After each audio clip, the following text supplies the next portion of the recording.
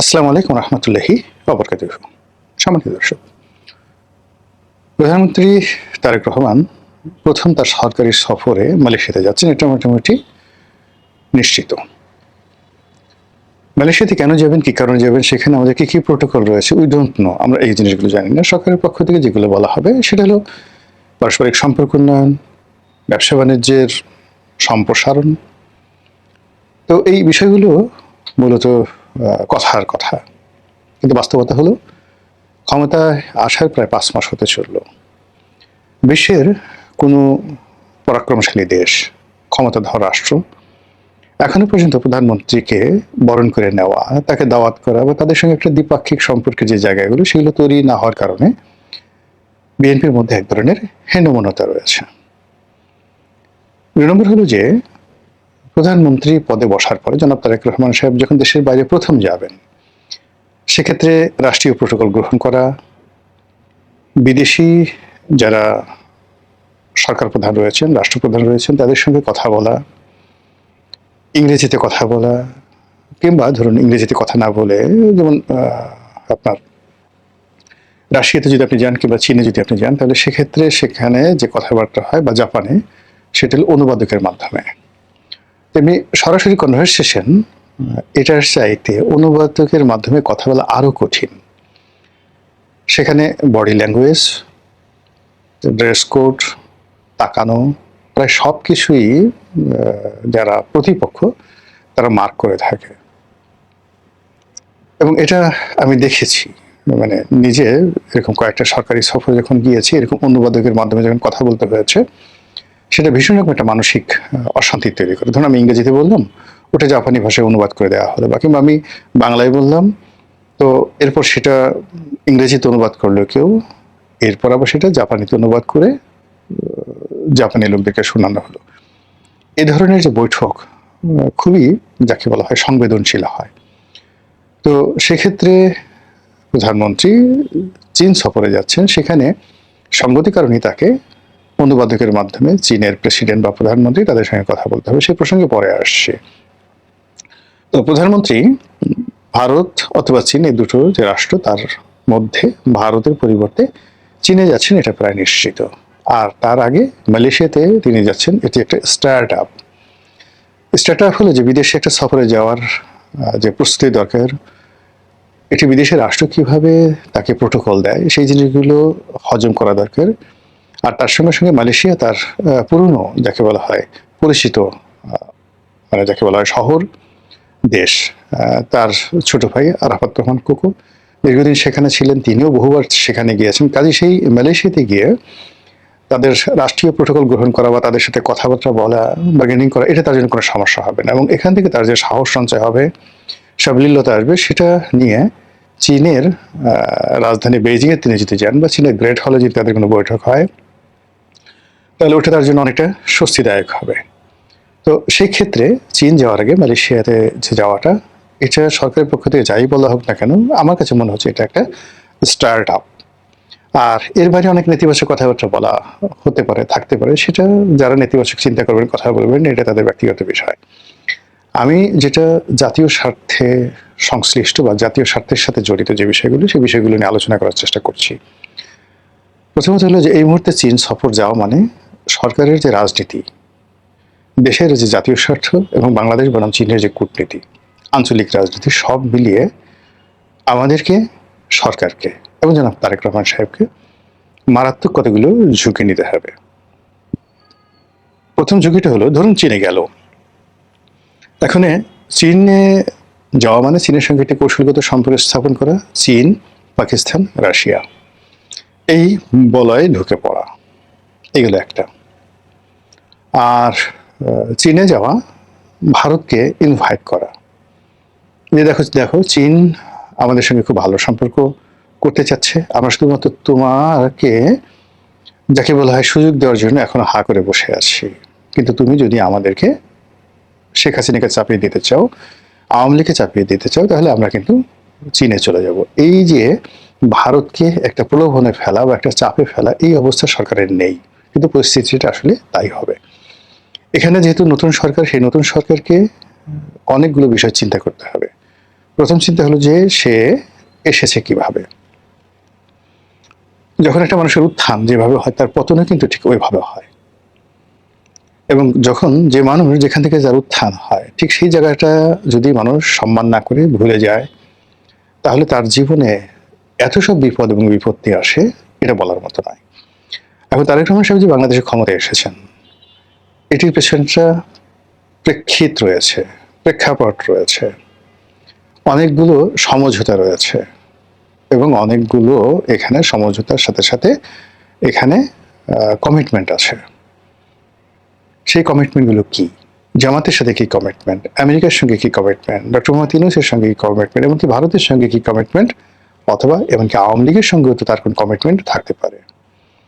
গত 5 মাসে সরকারের যে মতি গতি, আচার আচরণ, চাল চলন সবকিছু দেখে মনে হয়েছে তারা একেবারে স্বাধীন, একেবারে সার্বভৌম, এবং তারা জনগণের ভোটে ক্ষমতায় এসেছে 100% ফেয়ার নিউট্রাল একটি ইলেকশনের মাধ্যমে, এবং এখানে জনগণ তাদেরকে বিপুল ম্যান্ডেট দিয়ে বিজয়ী করেছে। কাজেই তাদের সব কাজের সঙ্গে জনগণ আছে, তারা যা ইচ্ছে তাই করতে পারবে। সো পর্দার আড়ালে যে সকল কথাবার্তা শোনা যাচ্ছে অল আর ফেক, যেকে বলা হয় ডাহা মিথ্যা কথা। যদি এরকম হয় খুবই ভালো। আর যদি আপনি কারোর সঙ্গে কমিটমেন্ট করে এসেছেন, সমঝোতা করে এসেছেন, প্রতিশ্রুতি দিয়ে এসেছেন, কেউ আপনাকে এনে ওই যে পার্লামেন্টে যে আমাদের ছাত্রলীগের একসময় সভাপতি ছিলেন মনিরুল হক চৌধুরী, দাড়িওয়ালা বড় ভাই, তো তিনি যে বক্তব্য দেন যে যার জন্য সিন্নি খাও যে মোল্লার জন্য, সেই মোল্লা তুমি চিনতে পারলা না। তো এভাবে আসলে যখনই আপনি কারো ওসিলাতে কোনো কিছু পাবেন এবং সেই ওসিলাটাকে আপনি অস্বীকার করবেন, এটি আপনার জন্য সেই ওসিলা গজব আকারে নেমে আসে। তো সেই ক্ষেত্রে অন্য কারোর সাথে কি হয়েছে বা হয়নি ডাজ নট ম্যাটার, কিন্তু চীনের সঙ্গে বিএনপির যে কোনো সমঝোতা হয়নি। তারেক রহমান সাহেবের ক্ষমতায় আসা, ইলেকশন হওয়া থেকে শুরু করে আজকের দিন পর্যন্ত চীনের পক্ষ থেকে এমন কোনো কিছু নেই যার প্রতি নির্ভর করে তিনি যাদের হাত ধরে এসেছেন, যাদের সঙ্গে সমঝোতা করে এসেছেন, যাদের মাধ্যমে এসেছেন, সেটা বাদ দিয়ে চীনের উপর ঝাঁপিয়ে পড়া যায়। তো এটা হলো একেবারে প্রথম একটা বিপদ। দ্বিতীয় বিপদ হলো যে চীন থেকে যদি খালি হাতে ফিরে আসেন, যেটি ডক্টর মোহাম্মদ ইউনূস এসেছিলেন, আসার পরে তার পতন হয়েছিল। চীন থেকে খালি হাতে ফিরত এসেছিলেন শেখ হাসিনা, তার পতন হয়েছিল।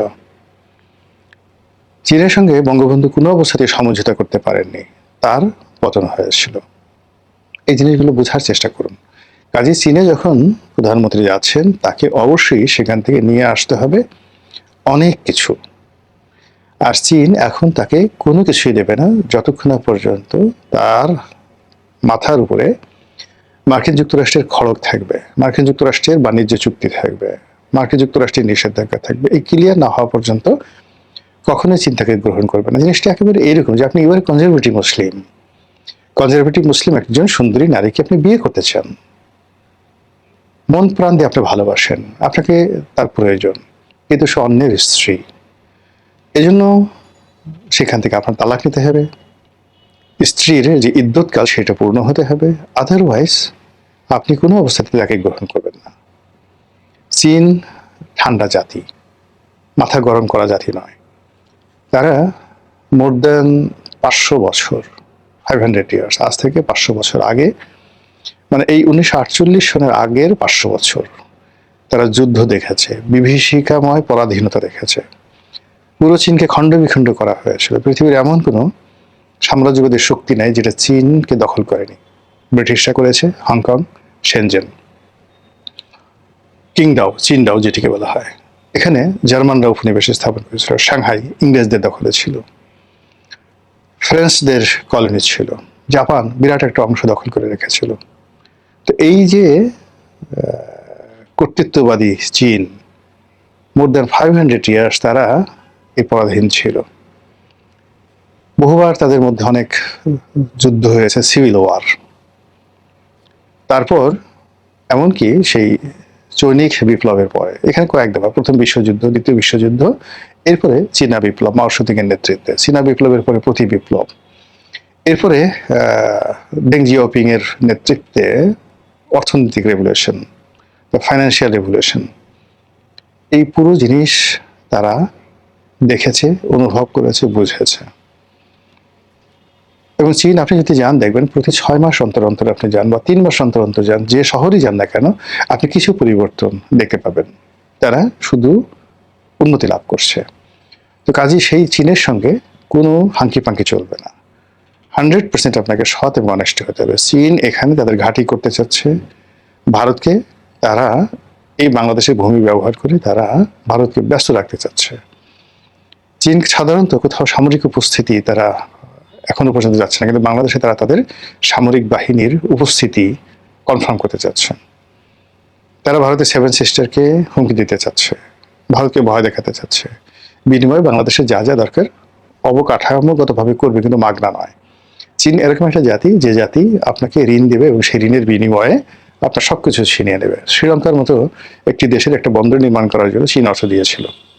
শ্রীলঙ্কা সেটা দিতে পারেনি, সেই বন্দরটা তারা পুরোটা নিয়ে নিয়েছে, অ্যাবসলিউটলি নিয়ে নিয়েছে বন্দরটা। তো বাংলাদেশে যে চীনের অর্থ, চীনের সঙ্গে যে কোনো টাকা আনতে গেলে টনচ অফ মানি আপনি পাবেন, কিন্তু তার বিনিময়ে আপনাকে দিতে হবে এবং সেটাকে বন্ধক দিতে হবে। আগে যেভাবে বেনিয়ারা বা স্বর্ণকাররা স্বর্ণ রেখে আপনাকে সুদে টাকা দিতেন, চীন তদ্রুপ। আপনাকে অবশ্যই চীনের অর্থ দিয়ে কাজ করতে হলে সেই অর্থ ফেরত দিতে হবে এবং তার গ্যারান্টি স্বরূপ আপনাকে অনেক কিছু সেখানে জিম্মা রাখতে হবে। তিস্তা ব্যারেজ বলেন, পদ্মা ব্যারেজ বলেন, পদ্মা সেতু বলেন, আমাদের যে সকল মূল্যবান অবকাঠামো আছে সেগুলো চীনের কাছে দিয়ে তারপর আপনি টাকা পেতে পারেন। আর চীনের সঙ্গে আপনি যখন এই সম্পর্কটা করবেন, আপনার অবস্থা হবে পাকিস্তানের মতো, আপনার অবস্থা হবে শ্রীলঙ্কার মতো, আপনার অবস্থা হবে মালদ্বীপের মতো। কিন্তু পাকিস্তান যেটি পেরেছে তাদের সামরিক বাহিনীর কারণে আমেরিকার সঙ্গে যুগবৎ সম্পর্ক রক্ষা করতে পেরেছে, কিন্তু আপনি বা আমরা এই পর্যায়ে এখনো পৌঁছিনি। এরপরে যে সমস্যাটা হবে সেটা হলো চীনের সঙ্গে যদি আপনি এই কাজটি করতে পারেন, তাহলে শুধুমাত্র মালদ্বীপ যেভাবে বা নেপাল, শ্রীলঙ্কা যেভাবে চীনের সঙ্গে বা মায়ানমার যেভাবে চীনের সঙ্গে বন্ধুত্ব করেছে, আপনার মডেলটা হবে ওইরকমই একটা মডেল। আর তখন পুরো রোহিঙ্গা সমস্যাটা আপনার ঘাড়ের উপর চলে আসবে। আমেরিকা থেকে অস্ত্র দেবে দেশের মধ্যে, মানে আপনি আমেরিকা যদি আপনার উপর চড়াও হয়, তাহলে ভারত সরাসরি এখানে আক্রমণ করে বসতে পারে এবং এখানে ভারত তখন আর কোনো মানে চোখ বুজে থাকবে না। সে মানে এখানে চীনের উপস্থিত মানে ভারতের সমস্ত ধৈর্যের বাঁধ ভেঙে যাবে। আজ সীমান্তে যে ঘটনাগুলো ঘটছে, পাহাড়ে যে ঘটনাগুলো ঘটছে, সমুদ্রে যে ঘটনাগুলো ঘটছে, দিল্লিতে, কলকাতাতে, আগরতলাতে যে ঘটনাগুলো ঘটছে, সেগুলো কোনোটাই আমাদের ফেভারে নয়। আর এই বিষয়গুলো মোকাবেলা করার জন্য আমাদের আসলে এই মুহূর্তে কিছুই নেই। আমাদের সেনাবাহিনী অনেক বড় সেনাবাহিনী, সব ঠিক আছে, কিন্তু আর্মস অ্যামুনেশন বা ইরানের মতো আমরা মানে 24 ঘন্টা যুদ্ধ করবো ভারতের সঙ্গে, এমনকি মায়ানমারের সঙ্গে সক্ষমতা আছে বলে আমার কাছে মনে হচ্ছে না। এই আধুনিকায়ন আমরা কখনো করিনি। আমরা শুধুমাত্র মানে তাদেরকে পোশাক দিয়েছি, বিলাসিতা দিয়েছি, তাদের যাতে মানে পেট স্ফীত হয়, মোটা তাজা হয় পেট, নিতম্ব পাছা, এগুলো যাতে যথেষ্ট চর্বি জমে, মাংস জমে, সেই জিনিসগুলো আমরা করেছি। দামি বাড়ি গাড়ি সব কিছু তারা যেন স্টাইল করে কথা বলে, ইংরেজিতে ফুটফাট করে, এরকম। কিন্তু সত্যিকার অর্থে আপনি উত্তর কোরিয়ার একজন সৈনিককে দেখেন, এমনকি চীনের একটা সৈনিককে দেখেন, চুল থেকে পায়ের নখ পর্যন্ত একেবারে তারা যেদিন থেকে সৈনিক হিসেবে যোগদান করে বা জেন্টলম্যান ক্যাডেট হিসেবে তারা যেদিন কমিশন প্রাপ্ত হয়, সেই দিন তাদের যে চেহারা থাকে, যেদিন রিটায়ার্ড করে তাদের ঠিক একই চেহারা থাকে। আমাদের দেশে চমৎকারভাবে ভাটিয়ারিতে বাংলাদেশ মিলিটারি একাডেমিতে ট্রেনিং দেওয়া হয়, ওই পর্যন্ত ট্রেনিংয়ের পরে ধীরে ধীরে ধীরে ধীরে তাদের ভাবসাব বাড়তে থাকে, পেট মোটা হয়, মানে কি যে অবস্থা বিশ্রী, মানে এটা দেখার মতো নয়। তো সেই দিক থেকে আমরা এই মুহূর্তে কারোর সাথে যুদ্ধ করার জন্য না, যেটা আমাদের সেনাপ্রধান বলেছেন, আমরা আসলে যুদ্ধ করি না, মানে যুদ্ধ যাতে না করতে হয় এই জন্য আমরা তাদেরকে ভয় দেখাই বা আমরা ওইরকম একটা কাজ করি, এরকম নানা কথাবার্তা তিনি বলছেন এবং সেটা নিয়ে প্রচুর ট্রল হয়েছে। তো সেক্ষেত্রে চীন থেকে যদি আপনি খালি হাতে আসেন, আপনার রাজনীতি শেষ। চীন থেকে যদি আপনি চীনের কমিটমেন্ট নিয়ে আসেন, আপনাকে আমেরিকা এবং ভারতের যাকে বলা হয় সেই পরিপূর্ণভাবে তাদের যাকে বলা হয় সেই আগ্রাসন, আক্রমণ, তৎপরতা, অপতৎপরতা, চক্রান্ত সবকিছু আপনাকে মোকাবেলা করতে হবে। আর আওয়ামী লীগের মতো একটা বৃহৎ রাজনৈতিক দল, তাদের যারা নেতাকর্মী আছে সবাইকে নিয়ে মূলত ওত পেতে বসে আছে যে আপনি এই ভুলগুলো করবেন আর এরকম একটা পরিস্থিতিতে পড়বেন, আর অমনি আপনার ত্রুটি তারা চেপে ধরবে। দেশ কোথায় যে সফলতা পাবে, দেশের পরিস্থিতি কি হবে, এটা আমরা এখনো পর্যন্ত বলতে পারছি না। অর্থনীতি, কর ব্যবস্থাপনা, আইন শৃঙ্খলা, আমলাতন্ত্র, সুশাসন, ন্যায় বিচার সাংবাদিকতা থেকে শুরু করে এই অন্ততপক্ষে 20 থেকে 30টি যে স্কোর রয়েছে, সেই স্কোরের একটিও সরকারের পক্ষে নয়, রাষ্ট্রের পক্ষে নয়, জাতির পক্ষে নয়। সব জায়গাতে শুধুমাত্র খারাপ সংবাদ আসছে। আর সেই খারাপ সংবাদের মধ্যে আমাদের সেই প্রধানমন্ত্রী, তিনি একটা স্টার্ট আপ সফরের মাধ্যমে দ্বিতীয় ধাপে তিনি চলে যাচ্ছেন চীন দেশে। সেখান থেকে তিনি কি হাতে আসেন, কিভাবে আসেন, কি নিয়ে আসেন, কি পরিণত হয়, সেটি এখন দেখার বিষয়। মহান